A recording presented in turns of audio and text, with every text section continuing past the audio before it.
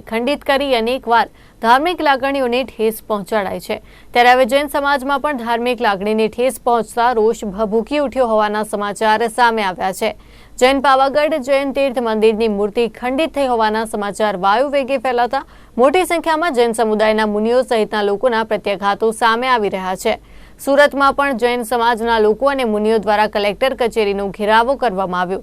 અહીં સમાજના મહારાજ સાહેબો જૈન સાધુઓ કલેક્ટરે કચેરી ઉપર ધરણા કર્યા અને આ સાથે જ આ મામલે તપાસ કરવાની પણ માંગ કરી।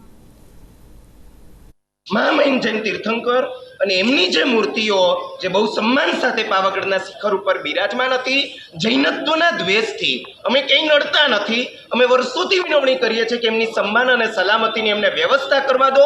અમને સરખો જવાબ મળ્યો નથી અને ગઈકાલે આ હિચકારું કૃત્ય ભગવાનના ટુકડે ટુકડા કરી દેવા, ભગવાનના પરિકરના ટુકડે ટુકડા કરી દેવા, તમે આખી ભારતીય સંસ્કૃતિની અસ્મિતાના ટુકડે ટુકડા કર્યા છે। ન્યાયતંત્ર જે છે એની તટસ્થતા હવે કેટલી જળવાશે પ્રશ્ન થઈ જાય, એના ટુકડે ટુકડા કર્યા છે। અમારી ધાર્મિક આસ્થાને શ્રદ્ધાના ટુકડે ટુકડા કર્યા છે। અમારી માંગણી આટલી છે, ગુનાહિત કૃત્યો એ કરનારને સખત સજા થવી જોઈએ।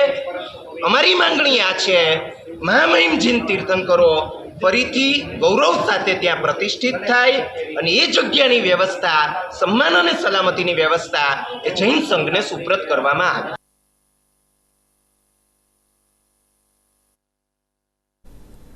રક્તપિત્ત રોગનું નામ આવતા જ કંપારી છૂટી જતી હોય છે।